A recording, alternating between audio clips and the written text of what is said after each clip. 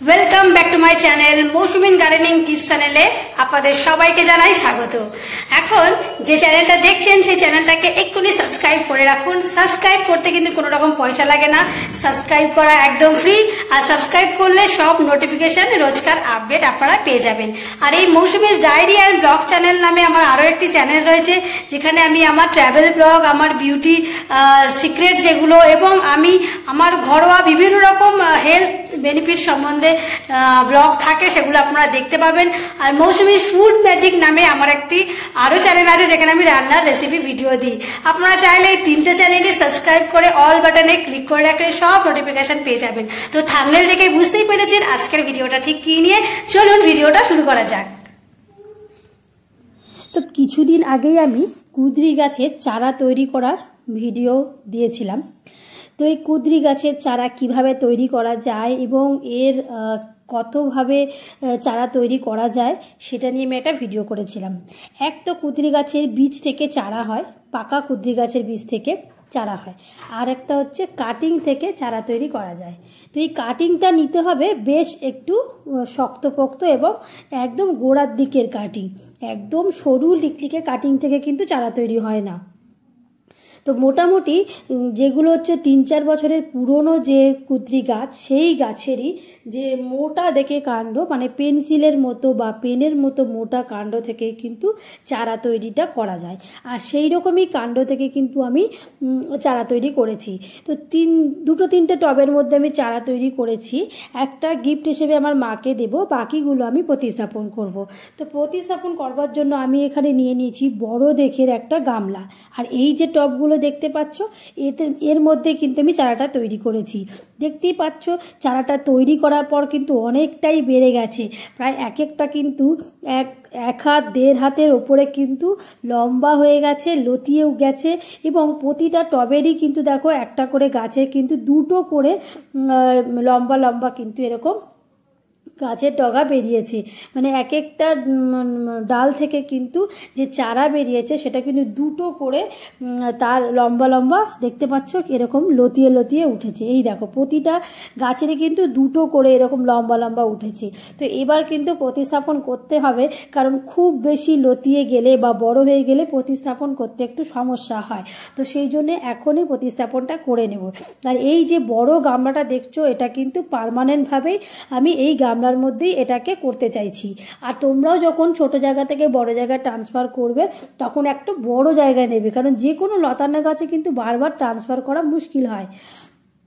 তো আমার যেহেতু এখানে ফ্ল্যাটের বারান্দা, তো আমার এখানে মাচা আমি করব না, আমি অন্য প্রসেসে কিভাবে এটাকে সেট করব সেটা সবটাই এই ভিডিওর মধ্যেই থাকছে। তো প্রথমে যেটা করতে হবে, এই টবের মধ্যে থেকে আমার এই যে চারাটা তৈরি করেছি এইটা শিকড়কে ক্ষতিগ্রস্ত না করে কিন্তু আস্তে করে বার করে নিতে হবে। বেশি টানা হেঁচড়া করা যাবে না। আগে টবের ধারের দিকের মাটিটা একটু আলগা করে নিয়ে তারপরে কিন্তু খুব সাবধানে কিন্তু চারাটা বের করতে হবে। কারণ যেদিনকে তোমরা প্রতিস্থাপন করবে চেষ্টা করবে সেই দিনকে টবে একটু কম জল দিতে বা কম জল না দিতে, কারণ বেশি ভেজা মাটিতে কিন্তু চারা বার করতে গেলে কিন্তু পুরো মাটিটাই ভেঙে ঝুরঝুরে হয়ে যায় এবং শিকড়টা আলগা হয়ে যায়। সেক্ষেত্রে প্রতিস্থাপন করলে কিন্তু সাকসেস রেটটা কম থাকে। তো যদি খুব গরমকাল থাকে তাহলে আগের দিনও জল দেওয়া যেতে পারে, আর প্রতিস্থাপনের দিনকে চাই ওটা বিকেলবেলার দিকে করা উচিত। যে কোনো গাছের প্রতিস্থাপন সেটা হচ্ছে বিকেলের দিকে করলে গাছটা হচ্ছে শক কম পাবে এবং ট্রেসটাও কম থাকে, কারণ বিকেলের দিকে রোদটা কম থাকে। তো বিকেলের দিকে এই যে পড়ন্ত বিকেলের দিকে কিন্তু আমি প্রতিস্থাপন করতে বসেছি। আর এই প্রতিস্থাপন করার জন্য খুব সাবধানে আমি চারাটা বার করে নিয়েছি। তো দেখতেই পাচ্ছ এই মোটা মতো মাটির এইটা ঠিক যেমন বার করেছি ঠিক তেমনভাবেই বসাবো।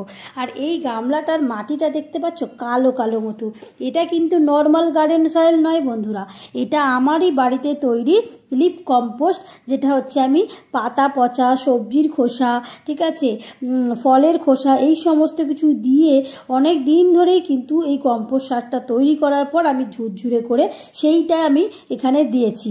আর তার সাথে সাইডে সাইডে আমি দিয়ে দিচ্ছি কলার খোসাগুলো। এর মধ্যেও আরও অনেক কিছুই দেব, সেটা তোমরা দেখতে পাবে।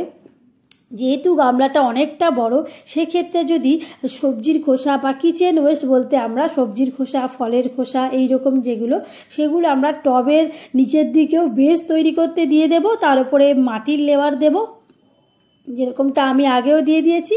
আর তারপরে মাটির ওপরে আবার দেখো কলার খোসা, আরও কিছু কিছু আমি এখানে কম্পোস্ট এখানে দিয়ে দেব। মাটির উচ্চতাটা কিন্তু একদম ওপর অবধি হতে হবে, কিছুটা 1 ইঞ্চি 1.5 ইঞ্চি মতো গামলায় ফাঁকা রাখতে হবে, যাতে আমরা সার বা জল দিতে পারি। আর এই গামলাটা দেখেই তোমরা বুঝতে পারছো অনেকটা বড়। যেরকম গামলা আমরা বাথরুমে জলের বা কাচাকুচির জন্য, জামা কাপড় ভেজাতে যে বড় বড় গামলাগুলো ইউজ হয়, বা যারা তোমরা পদ্ম গাছ করে থাকো সেই যে বড় বড় গামলা, সেই গামলাই কিন্তু আমি নিয়েছি। তো এই গামলাটা তোমরা ইজিলি 100 টাকা 150 টাকা পেয়ে যেতে পারো। আর আমি অবশ্যই এই গামলাগুলো নিয়েছি 30 টাকা করে, কারণ এইগুলো হচ্ছে খুব ইজিলি ভ্যানের মধ্যে পাওয়া যায় 30 টাকা করে। যে বড় বড় গামলাগুলো আসে সেইটা আমি নিয়েছি। তো এটা দেখতে পাচ্ছ, এইখানে কিন্তু একটু ঝাঁকিয়ে ঝাঁকিয়ে চেপে চেপে মাটিগুলো দিয়ে দিয়েছি, যাতে ভেতরে কিন্তু গ্যাপ না থাকে।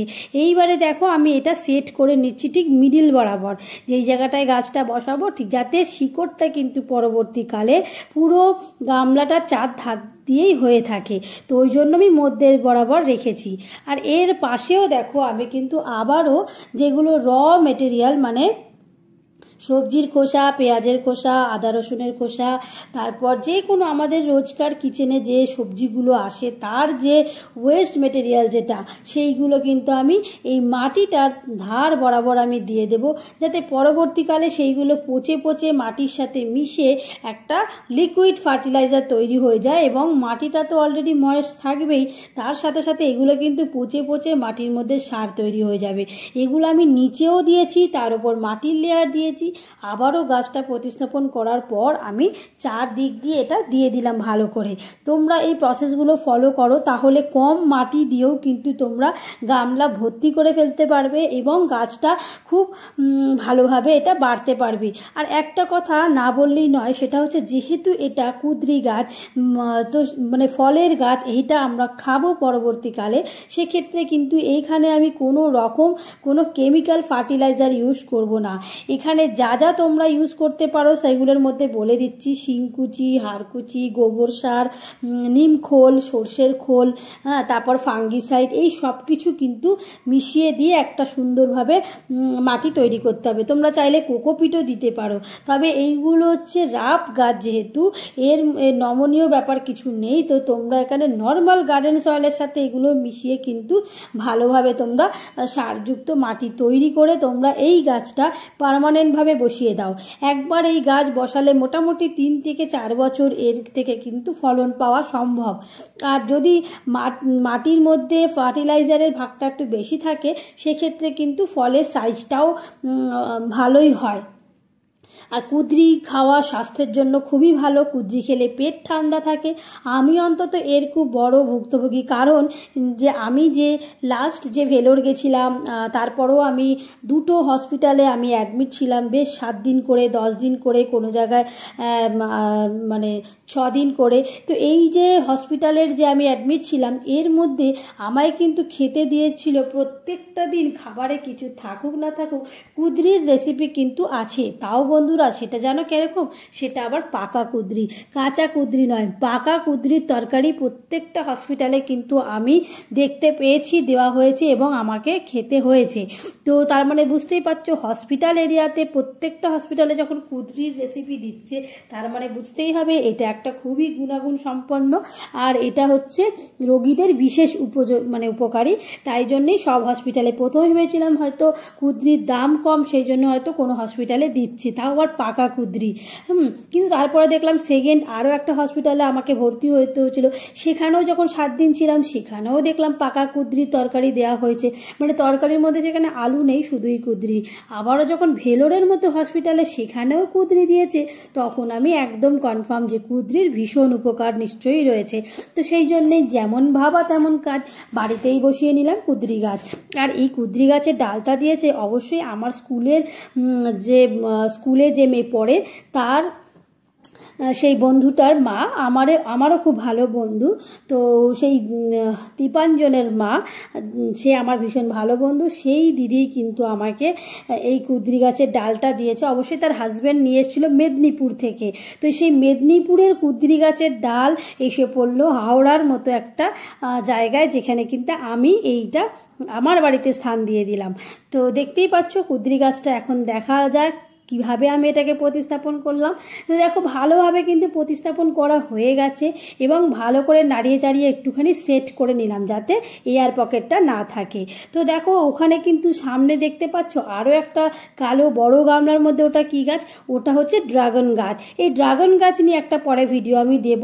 তবে এই ড্রাগন গাছের প্রতিস্থাপনের ভিডিও আমি আগে দেওয়া হয়েছিল, কিন্তু এই গাছটাও কিন্তু ভীষণ ভালো। তো দেখো এই কুদ্রি গাছটা কিন্তু আমার প্রতিস্থাপন করা হয়ে গেল। এবার এখানে দিয়ে দিতে হবে ভরপুর জল। প্রথমবারের জলটা কিন্তু বেশ একদম বেশি করে দিতে হবে। আর অবশ্যই গামলার তলায় কিন্তু ফুটো রাখা আছে, যেখান দিয়ে এক্সেস জলটা বেরিয়ে যেতে পারে। তোমরা যেখানে এই গামলাটা রাখবে সেখানে কিন্তু একটুখানি এমন একটা জায়গা করে রাখতে হবে যাতে তলা দিয়ে জলটা বেরোতে পারে। যদি কোনো স্টোন চিপ থাকে বা এমন কোনো কাঠের চিপ থাকে যেটা হচ্ছে 3 দিকে টপ মানে এই গামলাটার নিচে দিয়ে রাখলে তাহলে গামলাটা একটু উঁচু হবে এবং এক্সেস জলটাই ফুটো দিয়ে বেরোতে সুবিধে হবে। আর নইলে কোনো মেঝের মতো জায়গায় যদি তোমরা এইটাকে রাখো তাহলে কিন্তু মেঝের সাথে ওই গামলার ফুটোটা একদম চেপে বসে থাকবে, জল কিন্তু পাস হতে পারবে না। তো এটা একটু খেয়াল রেখো। আর দেখো পুরোটাই কিন্তু এখানে দিয়ে দিলাম। আর আশেপাশে যে কটা মাটি পড়েছিল গামলায় দিতে গিয়ে সেটাও আমি ভালো করে একটু ঝাড় দিয়ে সেই মাটিটা আমি আবারও গামলার মধ্যে দিয়ে দেব। এইভাবে কিন্তু পুরো গাছটা সেট হয়ে গেছে। আর এই সময় এই সমস্ত গাছ, যে কোনো গাছ যদি লতানে হয়, সেটা পুঁই শাক হতে পারে, কুমড়ো শাক হতে পারে, বা যে কোনো নীলকণ্ঠ ফুল হতে পারে, যেগুলো লতানে, তার জন্য কিন্তু আমি আমার অনলাইনে আমি একটা জিনিস পারচেস করেছি, সেটা আমি তোমাদের সাথে এখনই শেয়ার করব।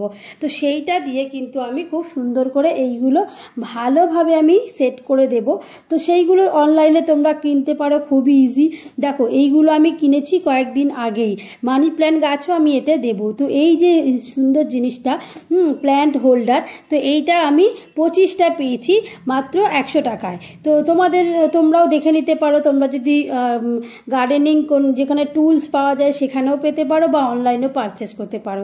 তো আমি এখানে দেখো এখানে যে ডাবল গামগুলো দেওয়া আছে সেগুলো কিন্তু আলাদাভাবে দেওয়া থাকে। সেই ডাবল গামগুলো এখানে পিস পিস করে দেওয়া আছে, সেগুলো ইউজ করবার সময় লাগিয়ে নিতে হবে। আর যেখানে লাগাতে হবে সেটা যেন একটু প্লেন দেওয়াল হয় এবং লাগাবার সময় দেওয়ালটা একটু মুছে নিতে হবে। তো দেখো এখানে অলরেডি কিন্তু আমি প্ল্যান্ট হোল্ডারটা দিয়ে আমি ড্রাগন গাছটাও লাগিয়ে নিয়েছি। আর এবারে হচ্ছে কুদ্রি গাছের ডালটা। তো 25টার মতো থাকে। তোমরা ইজিলি এটা এদিক ওদিক করে তোমাদের যে কটা ডালের জন্য দরকার কিছুটা গ্যাপ দিয়ে দিয়ে তোমরা লাগাবে।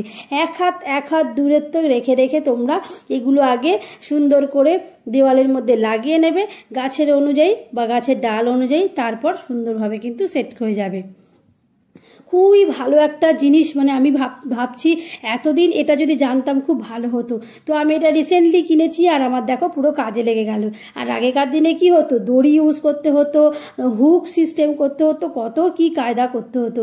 আর এখন দেখো কত সহজেই করে ফেললাম। তো এইভাবে কিন্তু দেখতে পাচ্ছ প্ল্যান্ট হোল্ডার দিয়ে আমি কুদ্রি গাছটা কত সুন্দরভাবে এখানে সেট করে দিলাম। আর এইখানে যথেষ্ট সারাদিনে রোদ পড়ে, তো এইটা কিন্তু রোদেরই গাছ, যেখানে রোদ ভালো পড়ে সেখানে এটা দিতে হবে।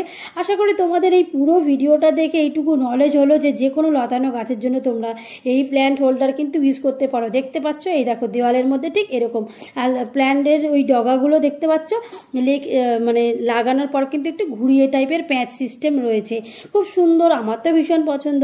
তো যাই হোক, এই ভিডিওটা তোমাদের কেমন লাগলো, ভালো লাগলে লাইক শেয়ার কমেন্ট করতে ভুলো না।